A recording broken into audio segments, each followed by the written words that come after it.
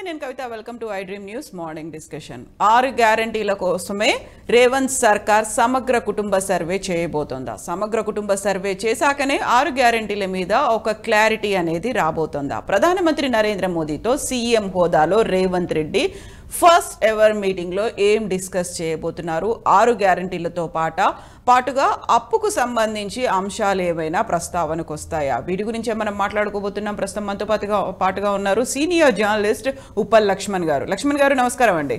నమస్తే.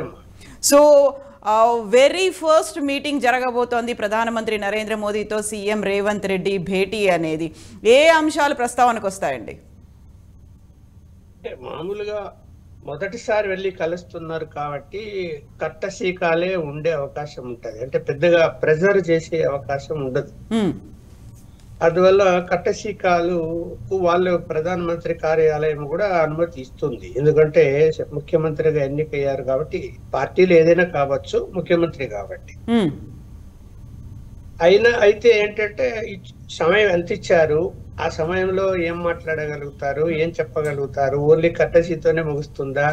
జనరల్ పలకరింపులు ఉంటాయి. తర్వాత రిప్రజెంటేషన్స్ ఇవ్వచ్చు. అంటే ఇదిగో మాకు సమస్యలు ఉన్నాయి, ఇవి పరిష్కరించాలి, దీని మీద చర్యలు తీసుకోండి అని చెప్పి ఒక నోట్ తయారు చేసి ప్రధానమంత్రి గారికి ఇవ్వడానికి అవకాశం ఉంటది. దానికి సమయం ఎక్కువ అవసరం ఉండదు.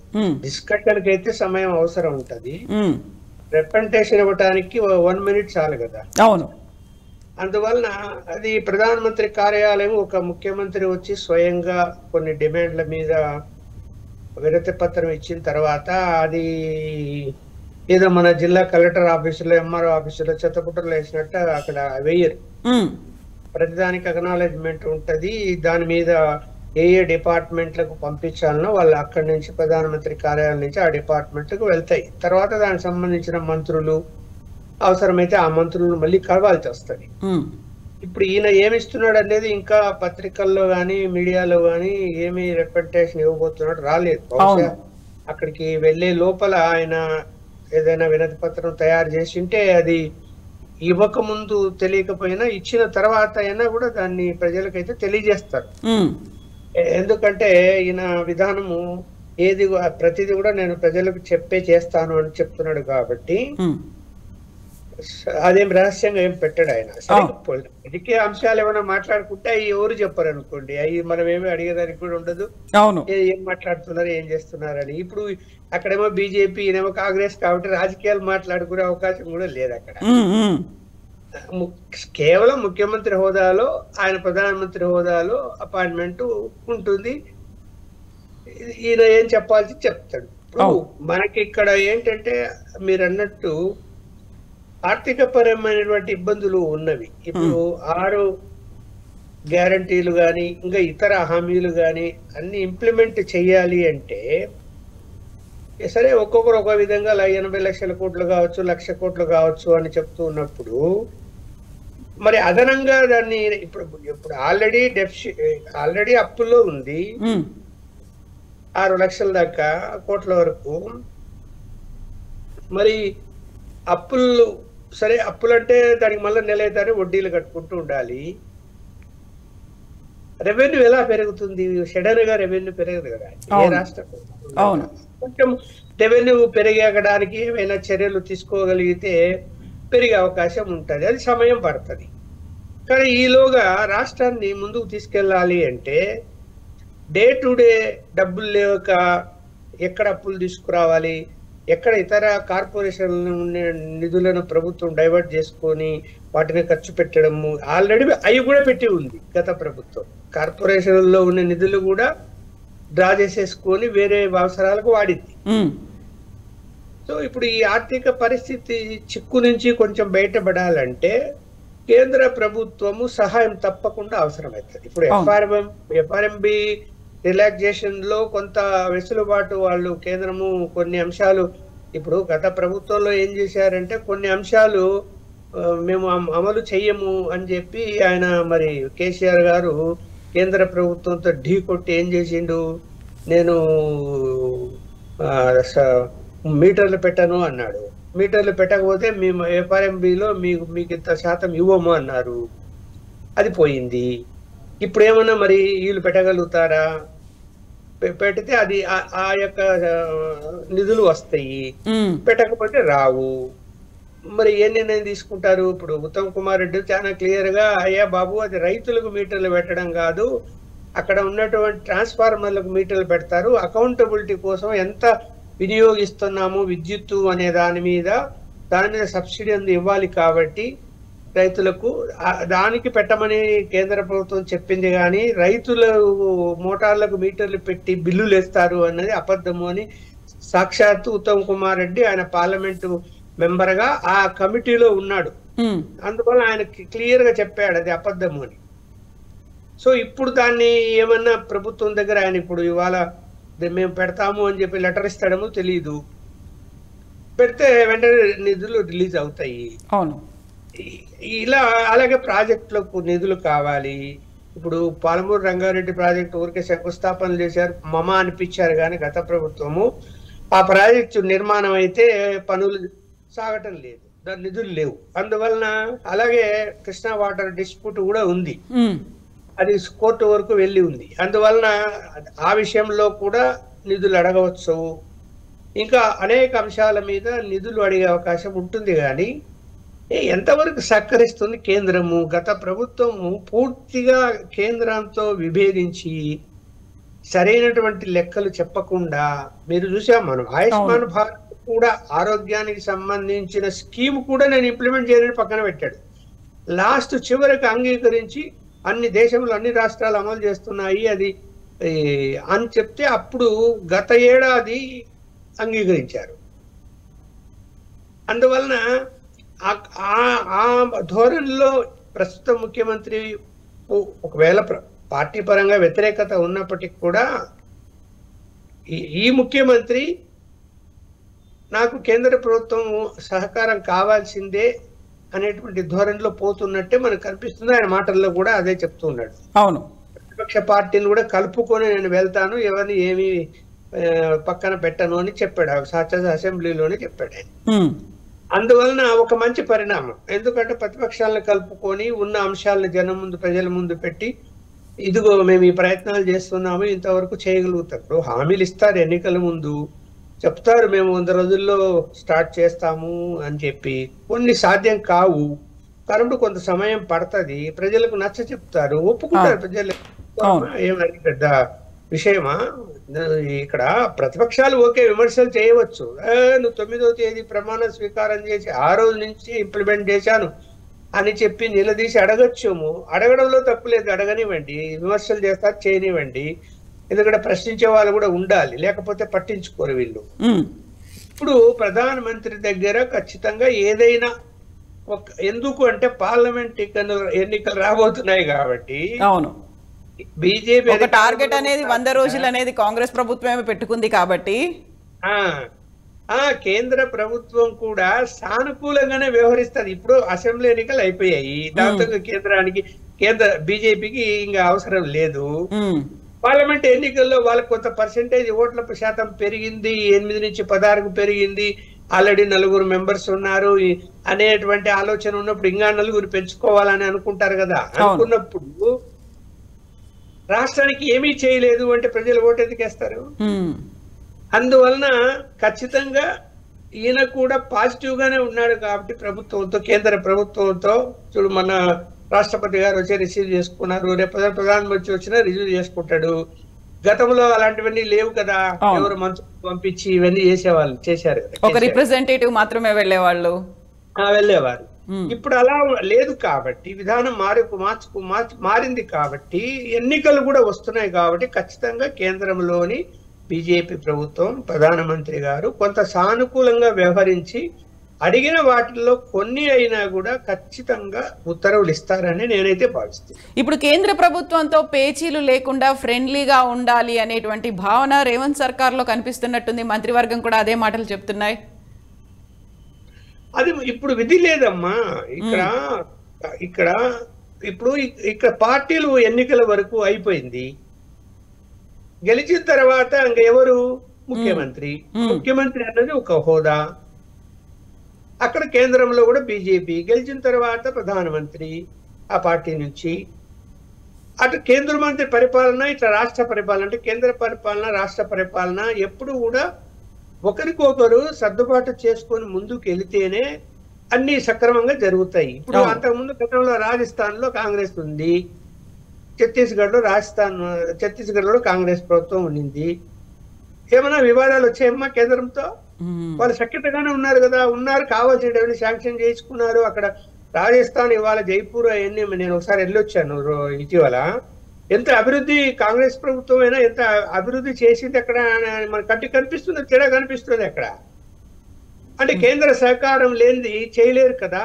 ఇప్పుడు స్మార్ట్ సిటీలు ఉన్నాయి, దానికి కేంద్రం నిధులు ఇవ్వాలి, అలాగే గ్రామ పంచాయతీలకు నిధులు ఇవ్వాలి, అనేక కేంద్ర పథకాలకు సంబంధించిన వాటికి రైల్వేలకు ఆధునీకరణ కానీ, కొత్త రైళ్లు వేసే విషయంలో కానీ, విమానాశ్రయాల ఆధునీకరణ కానీ, కొత్త విమానాశ్రయాలు కానీ, ఇవన్నీ కూడా కేంద్రం నుంచి రావాలి కదా.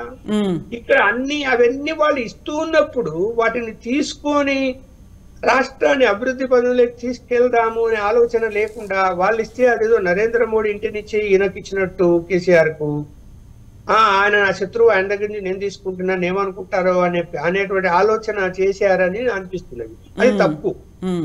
అక్కడ నరేంద్ర మోడీ గారు కాదు ఉండేది, అక్కడ ప్రధానమంత్రి గారు కూర్చున్నారు సీట్లో. ఆయనైనా ఏమైనా జోబులోంచి ఇస్తాడా? మనమంతా పన్నులు కట్టిన రూపంలో వచ్చిన నిధుల నుంచే కదా రాష్ట్రాలకు ఇస్తారు వాళ్ళు కూడా. అవును, ఇచ్చినప్పుడు సరే వాళ్ళు ఏంటంటే ఇప్పుడు జిఎస్టి వచ్చిన తర్వాత ఒక అన్ని రాష్ట్రాల యొక్క జనాభా ప్రాతిపదిక మీద ఆ కోటా నిర్ణయించి ప్రతి నెల వాళ్ళు మిస్ కాకుండా టయానికి రిలీజ్ చేస్తున్నది కేంద్ర ప్రభుత్వం. సో ఆ నిధులు ముందు వస్తాయి కాబట్టి కొంత ఉద్యోగస్తులకు జీతాలు కానీ ఇతర అంశాలు కానీ ఇబ్బందికరమైన పరిస్థితులు రాష్ట్రాలకు ఇవ్వాలి లేవు. అదనంగా నిధులు తెప్పించుకోవడానికి అనేక స్కీములు ఇంప్లిమెంట్ చేసుకోవడానికి నిధులు కావాలి. అభివృద్ధి అంటే అదే. ఇప్పుడు రెవెన్యూ ఎలా పెరుగుతుందమ్మా? అభివృద్ధి జరిగితేనే రెవెన్యూ పెరుగుతుంది. ఇప్పుడు సాఫ్ట్వేర్ రంగంలో మనం చాలా ముందున్నాము, విపరీతంగా సాఫ్ట్వేర్ రంగం పెరిగింది. సరే, అది న్యాచురల్ గా పెరిగింది. కొంత ప్రభుత్వము కొంత ఫ్లైఓవర్లు వేసి, కొంత రహదారులు కొత్తవి వేసి, రోడ్లు వెడల్పుగా వేసి చేసింది. గత ప్రభుత్వం కూడా మనం ఏమీ చేయలేదు అనలేదు, చేశారు కాబట్టి హైదరాబాద్ నగరంలో వాళ్ళకి 17 సీట్లు రాగలిగినాయి. బీఆర్ఎస్ పార్టీకి అప్పుడు ఇక్కడ సర్కార్ ఏర్పాటు చేసిన కాంగ్రెస్ కి రాలేదు, ఇక్కడ రాలేదు కదా. అందువలన వాళ్ళు కొంతవరకు చేశారు కాబట్టి రెవెన్యూ ఇప్పుడు మనకు తెలంగాణ ప్రభుత్వంలో మొత్తం రెవెన్యూలో 60% ఒక్క హైదరాబాద్ నగరం నుంచే వస్తుందమ్మా. చిన్న విషయం అది. మొత్తం రెవెన్యూలో 60% హైదరాబాద్ నుంచి ఉంటే అంటే ఎంత అభివృద్ధి చెందిందని చెప్పాలి మనము. ఇంకా అభివృద్ధి చెందుతుంది. ఇప్పుడు ఈ ముఖ్యమంత్రి కూడా కొత్త నగరాన్ని నిర్మించాల్సిన అవసరం ఉంది, చుట్టుపక్కల ఇంకా అభివృద్ధి చెందాలా అని చెప్తున్నాడు.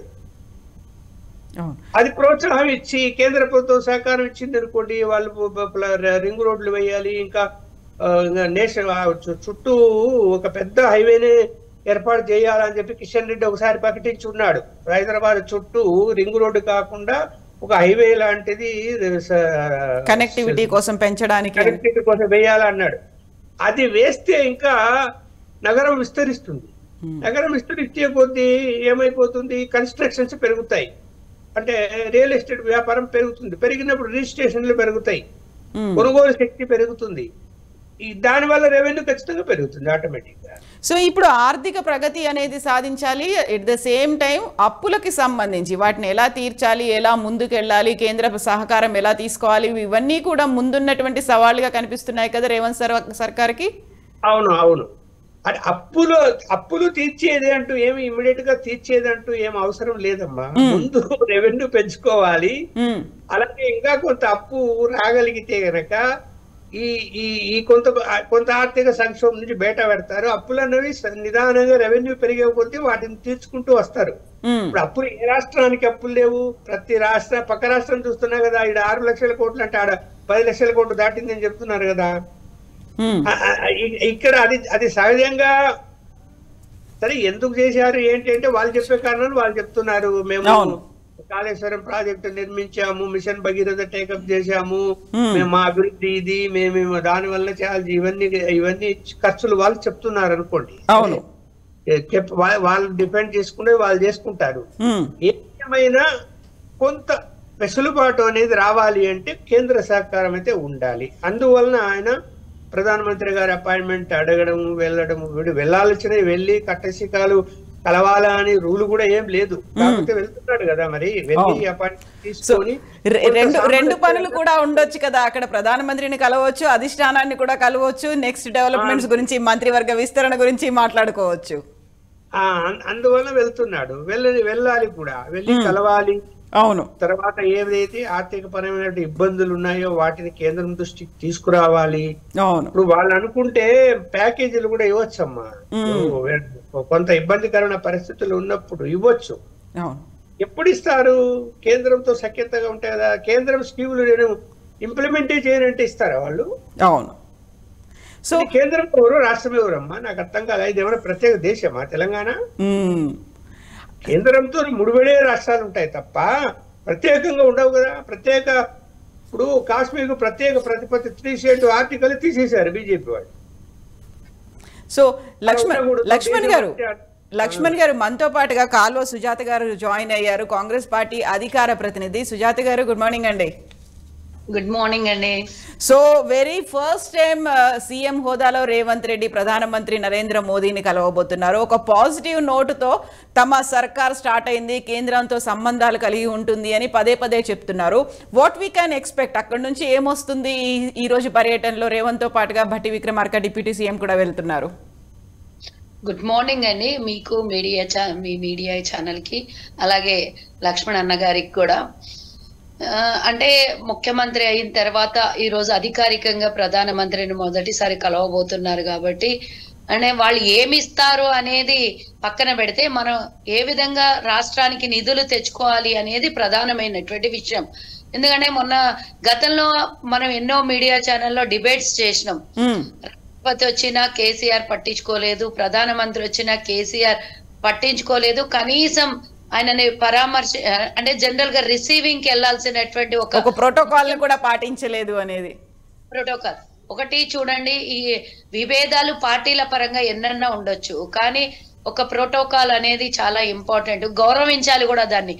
ఆ కేంద్రంలో ఒక పార్టీ ఉంటే రాష్ట్రంలో ఒక పార్టీ ఉంటది, కానీ ప్రజల్ని చూపించడం కోసం మేమిద్దరం శత్రువులము, అందుకే తెలంగాణకు వస్తే మేము పట్టించుకోవట్లేదు, మేము తెలంగాణకు వస్తే రిసీవ్ చేసుకోవట్లేదు అని ప్రజల్ని మభ్యపెట్టే ప్రయత్నం కేసీఆర్ చాలా చేసింది.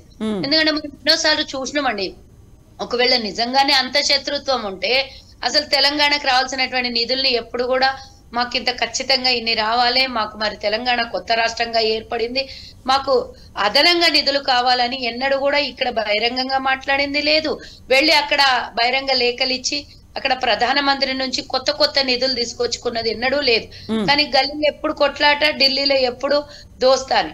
అక్కడికి వెళ్ళి ప్రత్యేకంగా ఒక అరగంట కూర్చున్నాం, 45 నిమిషాలు భేటీ అయ్యామంటారు, కానీ ఏ దానికోసం భేటీ అయ్యారు ఎప్పుడు చెప్పరు. కేవలం తెలంగాణ అభివృద్ధి కోసం మాట్లాడాము అంటారు.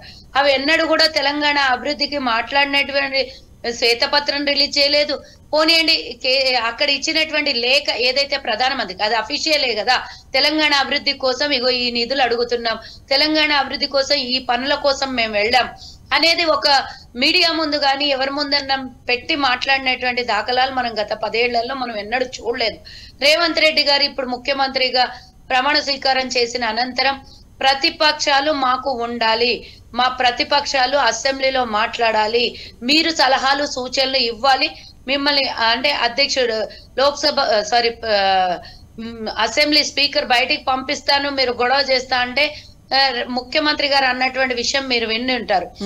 ఎట్టి పరిస్థితిలో వాళ్ళు బయటికి వెళ్ళడానికి వీల్లేదు, ఇక్కడే ఉండాలి, ఇక్కడే వినాలి, ఇక్కడే నేర్చుకోవాలి అని చెప్పినటువంటి సంస్కారం. అంటే ఒకవేళ ప్రతిపక్షంగా ప్రశ్నించాలి అనుకుంటే ప్రశ్నించవచ్చు, ప్రతిపక్షంగా సలహాలు సూచనలు అభివృద్ధి విషయంలో మాట్లాడాలంటే మాట్లాడవచ్చు.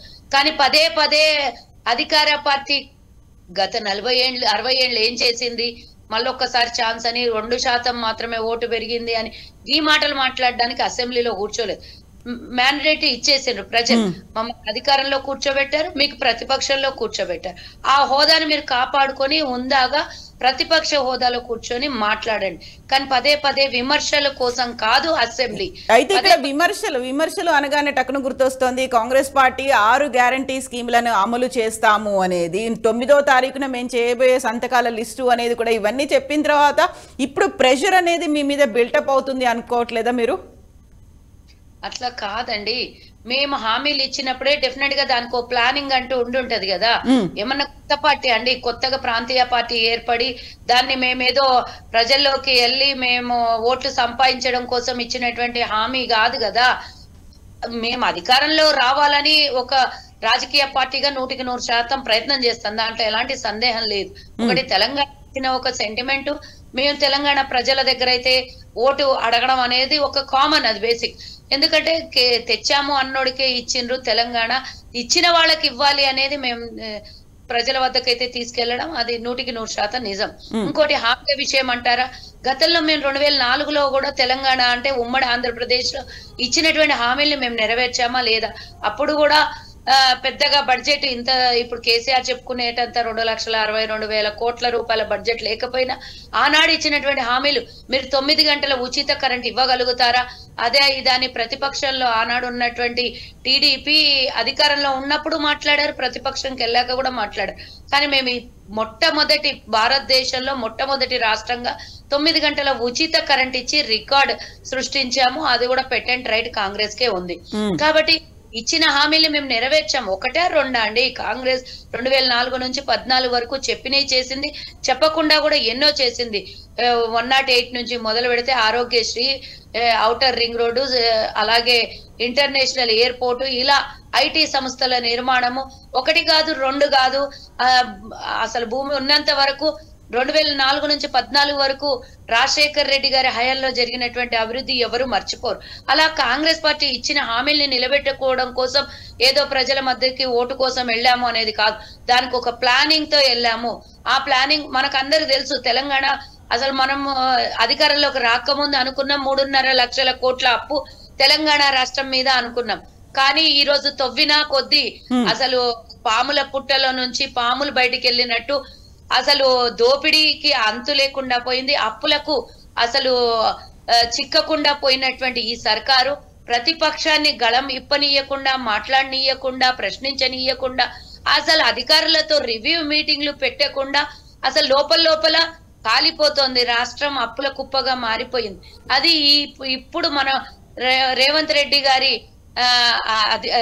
గారి సీఎం గా ఉన్న అధికారంలో ఈ రోజు పూర్తిగా అన్ని ఏమంటారు సంస్థల్లో రివ్యూలు చేస్తా ఉంటే ఒకటి అన్ని బయటపడి 7 లక్షల కోట్ల అప్పు పెరిగిపోయింది.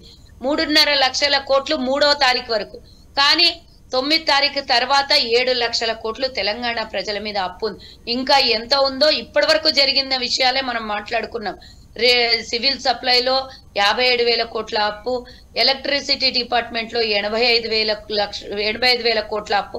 ఇలా ఒక్కొక్కటా 2 ఎన్ని రివ్యూలు జరిగితే అన్ని చోట అప్పుల కుప్పగా మారింది. ఇవన్నీ మనకు ముందే తెలుసు. మనం 3.5 అనుకుంటే 7 పెరిగింది, కానీ మనకు అప్పులు ఉన్నాయి, డబ్బులు లేవు అనేది కూడా తెలుసు, ఖజానా ఖాళీగా ఉందని. కానీ అధికారం ఇచ్చిన తర్వాత ఏదో 2 రోజుల కోసం అధికారం కాదు కదా, పూర్తిగా 5 సంవత్సరాలు పరిపాలించాలంటే ప్రజలకు ఇచ్చినటువంటి హామీని నెరవేర్చాలి. దాని ప్రకారంగా ఒక ప్లానింగ్ ఉంటది, దానికి బడ్జెట్ ఏ విధంగా వస్తుంది, దానికి రెవెన్యూ ఎలా జనరేట్ చేసుకోవాలి అనేది రేవంత్ రెడ్డి గారికి స్పష్టమైనటువంటి ఆలోచన ఉంది. దానికి చాలా మంది ఇచ్చినటువంటి సలహాలు, సూచనలే అనుకోండి, ప్లానింగే అనుకోండి, ఏది ఏమైనా అన్ని హామీల్ని ఒకటిగా మేము నెరవేరుస్తాం. 9వ తారీఖున 6 సంతకాల గ్యారంటీ మీద సంతకం పెట్టాం, కానీ మేము 100 రోజుల సమయం అడిగాం.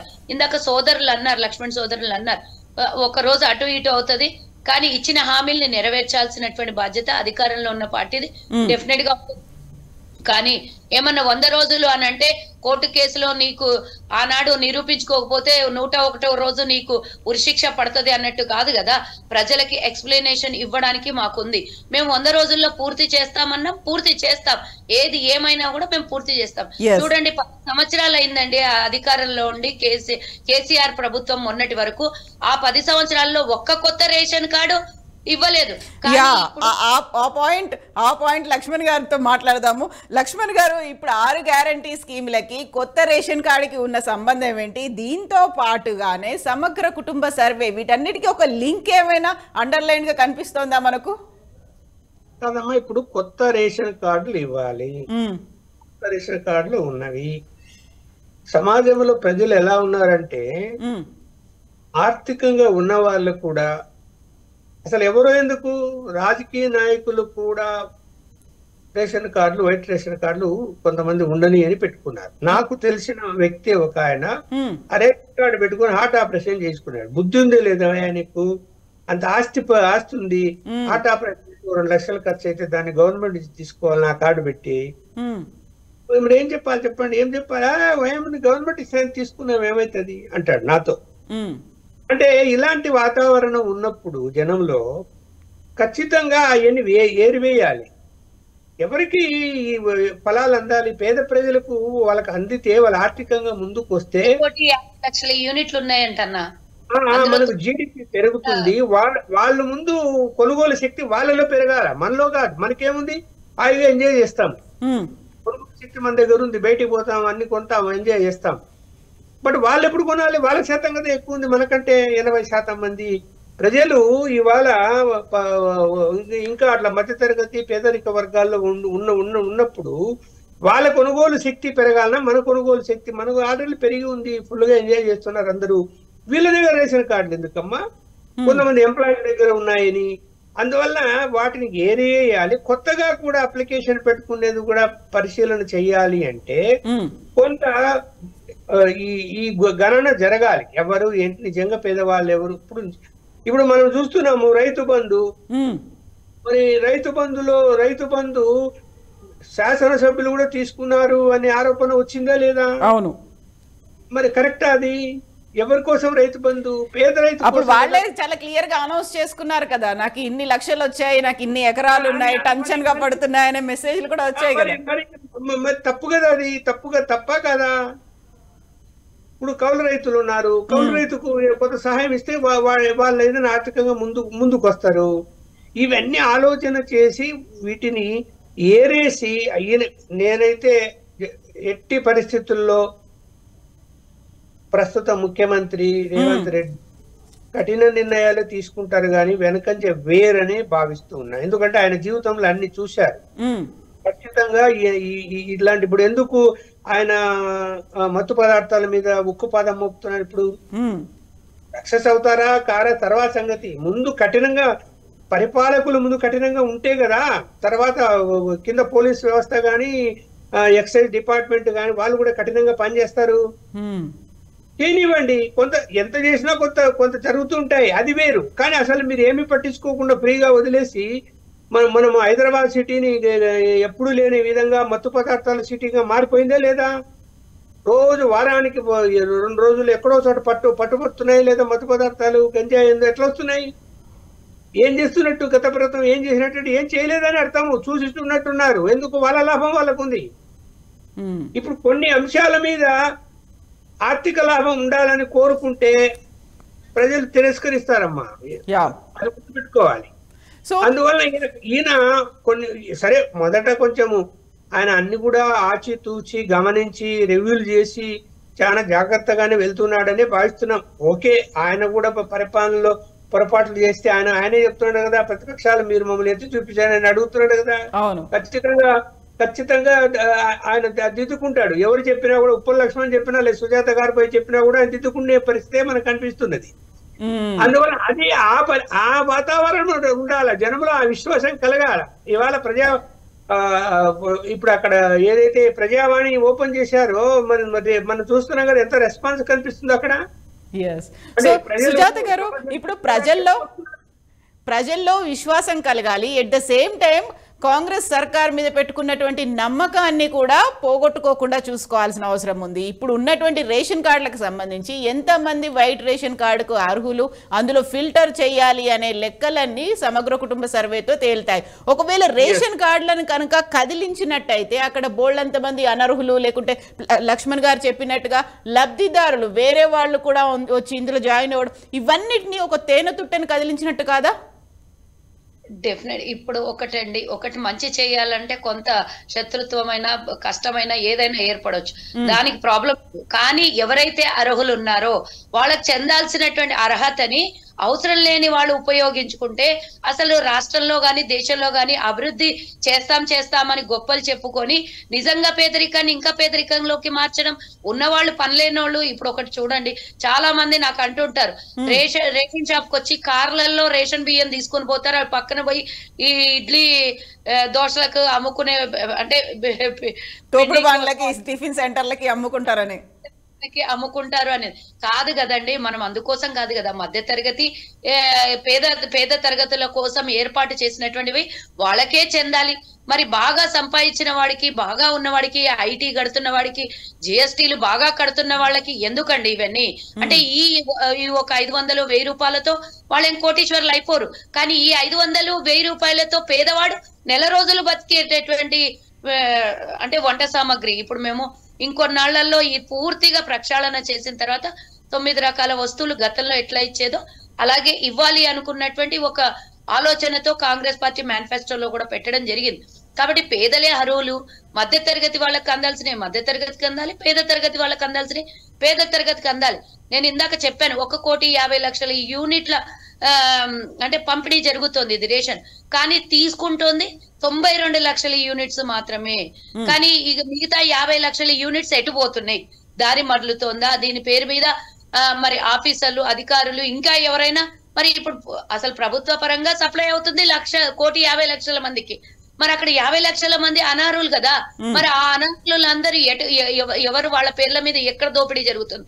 దీన్ని ప్రక్షాళన చేయాలి. డెఫినెట్ గా రేవంత్ రెడ్డి గారు ఒక టాస్క్ అనేది పెట్టుకున్నారు, దాని మీద పూర్తి స్థాయిలో పనిచేస్తారు. నిజంగా చెప్పాలి అని అంటే నేను అతి దగ్గరగా రేవంత్ రెడ్డి గారికి ఒక సోదర సమానరాలుగా ఉన్నటువంటి నేను కూడా అసలు ఊహించలేదు రేవంత్ రెడ్డి గారు ఇంత స్పీడ్ గా ఇన్ని విషయాల్లో ఇంత అసలు దృష్టి సారించి చాలా అసలు ప్రజల మెప్పు పొందగలుగుతాడు. ప్రతి విషయంలో ప్రతిదీ దాన్ని టాస్క్ గా తీసుకొని ప్రజలు ఈరోజు రేవంత్ రెడ్డి లాంటి వారు ముఖ్యమంత్రి ఉన్నారు, ఇలాగే కొనసాగాలి అని చాలా అన్ని వర్గాల ప్రజలు ఆలోచిస్తున్నారు. అయితే సుజాత గారు ఇక్కడే ఒక డౌట్ వస్తుంది. 6 గ్యారంటీ స్కీముల అమలు కోసమే ఇప్పుడు సడన్ సమగ్ర కుటుంబ సర్వే అనేది అంశాన్ని తెర మీదకి తీసుకొచ్చారా? దీనికే రేషన్ కార్డులకి లింక్ అనేది కూడా అందువల్లే పెట్టారా అనేది ఒకటండి. డెఫినెట్ గా అది పక్కన పెడదాం. 6 గ్యారంటీలు దీనికి జత చెయ్యొద్దు.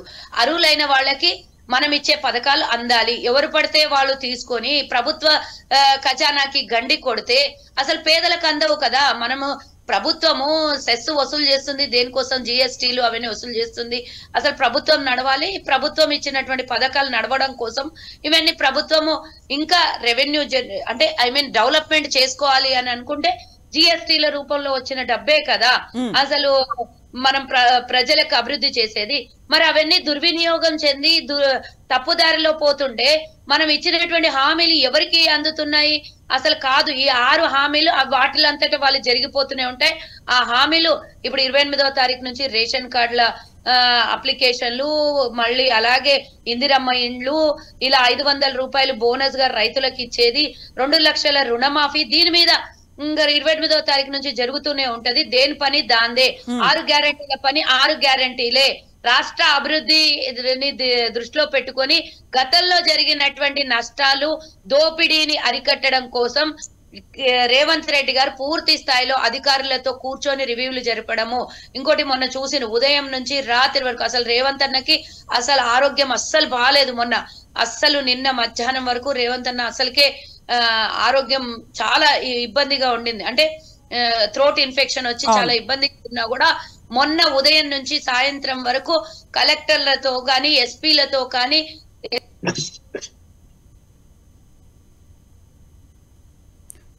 ఆడియో మ్యూట్ అయిపోయిందండి సుజాత గారు. మీ ఆడియో మ్యూట్ అయింది. సో లక్ష్మణ్ గారు, ఇప్పుడు ఒక డౌట్ అనేది వస్తుంది. ఒక లింక్ చేసిన తర్వాత ఒక కుటుంబానికి ఎన్ని రకాల స్కీములు వర్తిస్తాయి అనే దాంతో పాటుగా ఒక క్యాప్ అనేది ఏదైనా పెడతారా అనేది. సో ఇవన్నీ సమగ్ర కుటుంబ సర్వే చేసిన తర్వాత మాత్రమే ఆ లబ్ధిదారులు ఎవరెవరికి మన సంక్షేమం అందాలి, ఏ కుటుంబంలో ఎంతమందికి ఈ స్కీమ్ చేరుతుంది, అందరూ అర్హులా కాదా, ఇవన్నిటిని నిర్ణయాలు లెక్కలు తేలడానికి కోసమే సమగ్ర కుటుంబ సర్వే అనేది వినిపిస్తోంది. నిజమేనా? అవునమ్మా, తప్పదు. ఇక్కడ లీకేజీ ఉంది అంటే దుర్వినియోగం జరుగుతున్నది. దాన్ని ఎట్లా ఆపుతారు? సమగ్ర కుటుంబ సర్వే జరిగితే ఇప్పుడు చాలా మంది మాకు రేషన్ కార్డు రాలేదు, మేము అప్లికేషన్లు పెట్టుకుంటున్నా కూడా మమ్మల్ని పట్టించుకున్న వాళ్ళు లేరు, ఎంఆర్ఓ ఆఫీస్ పోయి లెటర్ ఇచ్చినా కూడా వాళ్ళు ఎంక్వైరీకి రావడం లేదు. ఇప్పుడు ఇది నగరం అమ్మా, అనేక ఇతర రాష్ట్రాల నుంచి అనేక వృత్తి పనులు చేసే వాళ్ళు ఉపాధి కోసము నగరానికి చేరుకుంటారు. అలాగే తెలంగాణ రాష్ట్రంలో మారుమూల ప్రాంతంలో ఉండే వాళ్ళకు కూడా నగరాన్ని చేరుకుంటారు, కూలి పని చేస్తారు, రకరకాల పనులు చేసి జీవిస్తుంటారు. వాళ్ళు ఇక్కడ జీవిస్తూ ఉన్నప్పుడు ఇక్కడ రేషన్ కార్డు లేకపోతే, ఇప్పుడు అందుకనే ఒక రేషన్ కార్డు అనేది తీసుకుంటే అది ఆల్ ఇండియాలో ఎక్కడైనా పనిచేయాలని కేంద్ర ప్రభుత్వం నిర్ణయం తీసుకొని దాన్ని ఆల్ ఇండియా పరిధిలోకి తీసుకొస్తున్నది కదా. అక్కడ రేషన్ కార్డు ఇంట్లో మర్చిపోవడము, పోగొట్టుకోవడము జరిగి ఉంటది అనుకున్నాను. ఇక్కడ వచ్చి సంవత్సరమో 2 సంవత్సరాలు 3 సంవత్సరాలు అయినా కార్డు లేకపోతే బియ్యం ఎలా అందుతాయి వాళ్ళకు? కాబట్టి ఏం చేయాలి? అక్కడ ఎప్పటి నుంచి వచ్చారు, ఏ రాష్ట్రం నుంచి వచ్చారు, ఎన్ని సంవత్సరాల నుంచి ఉన్నారు, అక్కడ కార్డు ఉందా లేదా, అక్కడ కార్డు ఉంటే ఆ కార్డు రద్దు చేసుకొని ఇక్కడ తీసుకోవాలి. అది ఆ విధంగా అలా ఈ సర్వే చేయటం వల్ల ఏమైపోతుందంటే, ఎవరైతే ఇందాక నేను చెప్పినట్టు డబ్బున్న వాళ్ళు కూడా కార్డు తీసుకొని ఉన్నారో అవన్నీ తీసేయాల్సి వస్తుంది. సరే, దాని మీద కొంత ప్రతిపక్షాలు గందరగోళం చేస్తే చేయనివ్వండి. ఎవరో కార్డు లేదని ఆయన నా కార్డు పోయింది అని చెప్పి నాకు ఇవ్వడం లేదు అని చెప్పి కంప్లైంట్ ఇవ్వనంటే ఎంక్వైరీ చేస్తారు. ఆయన యొక్క ఆర్థిక పరిస్థితిని చూస్తారు కదా, ఇంటికి వస్తే తెలిసిపోతుంది కదా. అందుకని గతంలో ఏం చెప్పేవాళ్ళంటే, ఒక ఫ్యాన్ ఉందా, 2 ఫ్యాన్లు ఉన్నాయా, ఇంట్లో ఏసీ ఉందా, కూలర్ ఉందా, ఇవన్నీ ఉంటే కార్డు ఎందుకు ఇవ్వాలా, ఇవన్నీ ఉన్నప్పుడు ఆర్థికంగా బాగా ఉన్నప్పుడే కదా అని ఒకప్పుడు అవన్నీ సర్వే చేసి అవి ఉన్న వాళ్ళకి ఇవ్వలేదు. అయితే ఇప్పుడు కేసీఆర్ గవర్నమెంట్ కూడా సమగ్ర కుటుంబ సర్వే చేసింది కదా, ఆ వివరాలన్నీ దాంతో తేలింది ఏంటి అంటే? ఎస్ సుజాత గారు చెప్పండి. కేసీఆర్ చేసి చెప్పండి, సుజాత గారిని అడగండి. లక్ష్మణ్ అన్న, దాంతో తేలింది ఏంటంటే ధరణి పోర్టల్ తీసుకొని రావడానికి కారణమైంది. ధరణి పోర్టల్లో సమగ్ర సర్వే, కుటుంబ సర్వే అయినా సరే, వాళ్ళ ఆస్తుల వివరాలైనా సరే, వాళ్ళకు ఉన్నటువంటి దస్తావేజుల వివరాలు అన్ని దొరికినాయి కాబట్టి ధరణిలో వాళ్ళకి కావాల్సినంత మార్పిడి చేసుకోవడానికి అవకాశం దొరికిందనే చెప్పుకోవాలి. సో ఈసారి ఇప్పుడు ఏం తేలుతుంది మరి? డెఫినెట్ గా ధరణి తీసుకొని పక్కన పడేస్తాం. జన్మభూమి అని పేరు పెట్టినాం. జన్మభూమిలో ఎవరి భూమి వాళ్ళకే, అంటే జన్మ హక్కు, అది వాళ్ళ భూమి వాళ్ళకి చెందేది జన్మ హక్కు. కాబట్టి పూర్తిగా ప్రక్షాళన చేసి గతంలో వాళ్ళ సొంత ఆస్తులు, సొంత భూములు, రైతులు ఎవరైతే సొంతంగా ఉన్నాయో పట్టాలు, పాస్బుక్లు ఉండి ఈ రోజు విచారకరమైనటువంటి బాధ ఏంటంటే సొంతంగా వాళ్ళకి రైతు బంధు కూడా పడుతుంది. విచిత్రం ఏంటంటే కేసీఆర్ ప్రభుత్వంలోనే రైతు బంధు కూడా పడుతుంది, వాళ్ళ పేరు మీదే భూమి ఉంటది. కానీ వాళ్ళ పేరు మీద భూమి మారిపోయి ధరణిలో వేరే వాళ్ళ పేరు వచ్చేస్తుంది. పట్టాలు, పాస్బుక్ లో వాళ్ళ పేరే ఉంటది. ఆ ధరణిలో ఎకరాకి 5,000 ఇప్పుడు రైతు బంధు 5,000 రూపాయలు రైతు బంధు పడుతుంది విడతల వారిగా, కానీ ధరణిలో చూస్తే వాళ్ళ పేరు ఉండదు. ఇది విచిత్రం. తెలంగాణ ప్రభుత్వంలో జరిగినటువంటి, గత ప్రభుత్వంలో చేసినటువంటి విచిత్రాతి విచిత్రాలు. కాబట్టి ఇలాంటివి ప్రక్షాళన చేయాలి. ఇదేమో ఒక్క రోజుతో అయిపోయేది కాదండి. నేను అనుకోవడం 2 సంవత్సరాలు, అంటే చూడండి, మంచి చేయడానికి సంవత్సరాలు పడవచ్చు, చెడు చేయడానికి 1 రోజు సరిపోతుంది. కాబట్టి కేసీఆర్ చేసినటువంటి చెడు మామూలు విషయం కాదు. వాళ్ళ ప్రభుత్వంలో జరిగినటువంటి దోపిడీ మామూలుది కాదు. ఎందుకంటే ఇది మనం దీన్ని చాలా గట్టిగా మాట్లాడుకోవాల్సినటువంటి అవసరం ఏది ఉందంటే, ప్రతిపక్షం లేకుండా 12 మంది ఎమ్మెల్యేలని తీసుకొని వెళ్ళి ప్రతిపక్షం లేకుండా 5గురితో ఎలాంటి బిల్లులు పాస్ కావు. కాబట్టి వాళ్ళు ఇష్టానుసారంగా వాళ్ళ బిల్లులు పాస్ చేసుకోవడానికి ధరణి ఎట్లా అండి పాస్ చేసుకున్నారు? మనం కరోనా సమయంలో అల్లాడుతుంటే వాళ్ళు ధరణి బిల్లుని 3 రోజులు ఎమర్జెన్సీ అన్నట్టుగా పెట్టి బిల్లు పాస్ చేసేసుకున్నారు. కనీసం ప్రతిపక్షాల మాట వినలేదు, నిపుణులతో చర్చలు జరగలేదు, ఎలాంటివి కూడా ఎవరితో కన్సల్ట్ మాట్లాడినటువంటి విషయంలో అంత పెద్ద ధరణి పోర్టల్ ని ప్రవేశపెట్టేటప్పుడు జీవో పాస్ చేసుకునేటప్పుడు ఎన్ని రోజులు అసలు సర్వేలు జరగాలి, ఎన్ని రోజులు దాని మీద చర్చలు జరగాలి, ఒక్క రోజన్నా ప్రతిపక్షాలను మాట్లాడనిచ్చిండ్రా దాని మీద? ఏం చెప్పినా కూడా వినకుండా వాళ్ళు ఇష్టానుసారంగా ధరణి బిల్ ని పాస్ చేసుకున్నారు. ఆ సమయంలోనే కరోనా విజృంభించింది, కానీ దాని మీద మాట్లాడలేదు, అసలు దాని మీద చర్చలు జరగలేదు. ఒక్క పారాసెటమాల్ టాబ్లెట్ వేసుకుంటే కరోనా పారిపోతుందన్న కేసీఆర్ ప్రజలకు అస్సలు పట్టించుకోలేదు. మీరు ఇదే సమయంలో నేను ఇంకో విషయం చెప్పాలనుకున్నా అండి. మొన్న జరిగినటువంటి అసెంబ్లీ సమావేశాలు మనం చూసినాం. గత 10 ఏళ్లుగా ఇలాంటి చర్చలు ఎప్పుడైనా జరిగినాయా? గత 10 ఏళ్లుగా ప్రతిపక్షాలని మాట్లాడే అవకాశం ఇచ్చిండ్రా? ఉదయం నుంచి రాత్రి 7:30, 8:30 వరకు కూడా మొన్న సమావేశాలు జరిగాయి. నాకు ఒక విచిత్రం ఏమనిపించిందంటే, గత ఉమ్మడి రాష్ట్రంలో ఈ విధమైనటువంటి చర్చలు జరిగేవి, ప్రతిపక్షాలకు స్థానం ఉండేది, ఏ పార్టీ అయినా సరే, నాట్ ఓన్లీ కాంగ్రెస్. నేను టీడీపీ ఆయనలో కూడా చూసినాను కొంతమేరకి. కానీ గత ప్రభుత్వాల్లో ఎప్పుడు కూడా అంటే జరిగినటువంటి చర్చలు ఈ 10 ఏళ్లలో అసలు ప్రతిపక్షాలకు అవకాశం ఇవ్వలేదు. ఎమర్జెన్సీ 10 రోజులది 2 రోజులకి 3 రోజులకు కుదించి అసెంబ్లీ పెట్టుకొని తనకు కావాల్సిన బిల్లులు పాస్ చేసుకున్నటువంటి ప్రభుత్వం. ఒక నియంత పోకడ్లు పోయినరు. కానీ రేవంత్ రెడ్డి గారు పదే చెప్తుండ్రు, మీరు చర్చలు జరపండి, మేము రెడీగా ఉన్నాం, మీకు ఎన్ని గంటల సమయం అన్ని ఇస్తాం, ఒక్క రోజు కాదు, మీరు ఎన్ని రోజులు చర్చలు జరపడానికైనా మేము సిద్ధంగా ఉన్నాం, మీతో చర్చలు చేస్తాం, మీరు మాకు సలహాలు సూచనలు ఇవ్వండి అని చెప్తున్నారు. గత ప్రభుత్వంలో ముఖ్యమంత్రి గాని వాళ్ళ మంత్రులు గాని ఎన్నడన్నా మాకు ఇలాంటి అవకాశాలు ఇచ్చారు? మాకు మీన్స్ మనం ప్రతిపక్షంలో కూర్చున్నామంటే ప్రజల వాయిస్ వినిపించడానికి కోసం.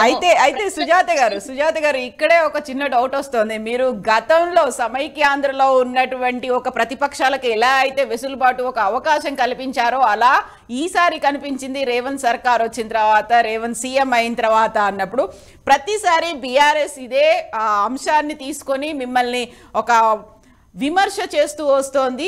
సమైక్య పాలనని మళ్ళీ ఇక్కడ చూపించే ప్రయత్నం ఏమైనా చేస్తోందా అనేది? అంటే పాలన వేరు, కనీసం ప్రజల కోసం పట్టించుకోవడం వేరు. కనీసం ప్రజల గురించి ఎప్పుడన్నా సమైక్య పాలన అంటే ఏంటండి? సమైక్య పాలన అంటే అప్పుడు అభివృద్ధి జరగలేదా? పోనీ నేను ఒకటి అడుగుతానండి, మీకు మిగులు బడ్జెట్ 17,000 కోట్లు ఇచ్చినాం, మీరు ఇప్పుడు మాకేమి ఇచ్చారండి?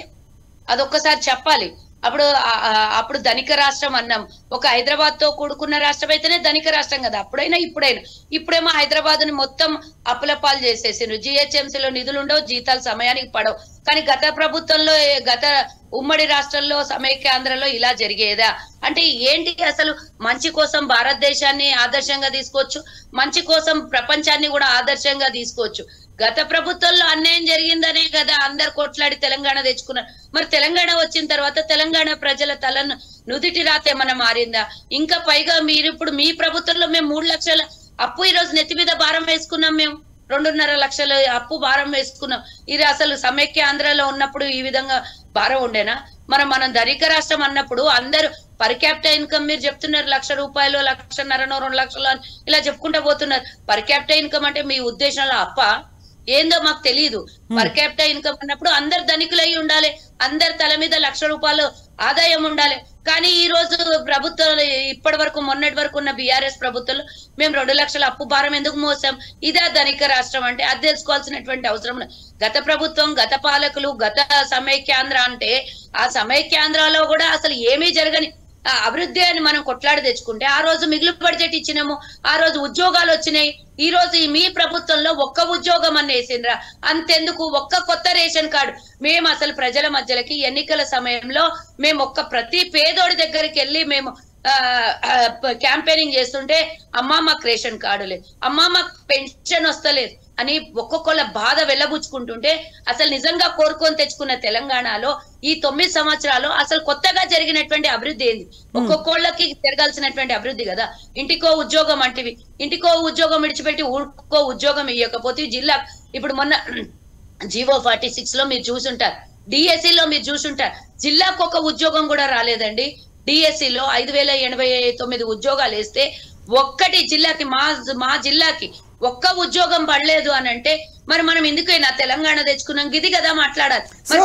అదే లక్ష్మణ్ గారిని అడుగుదాం. లక్ష్మణ్ గారు, కాంగ్రెస్ సర్కార్ ఏమో ఒక్క నిమిషం నేను చెప్పి క్లోజ్ చేస్తాను. గత ప్రభుత్వంలో యాజిటేషన్ ఉన్నప్పుడు ఆ రోజు మెగా డిఎస్సి వేస్తే 50,000 ఉద్యోగాలు కల్పించింది. అందులో ఎంతో కొంత తెలంగాణకు వచ్చింది. మరి మీరు వచ్చిన తర్వాత ఒక్క ఉద్యోగం అన్న ఒక్క జిల్లా కన్నా పూర్తి స్థాయిలో ఒక్కొక్క జిల్లా కన్నా వచ్చిన దాఖలాలు లేవు.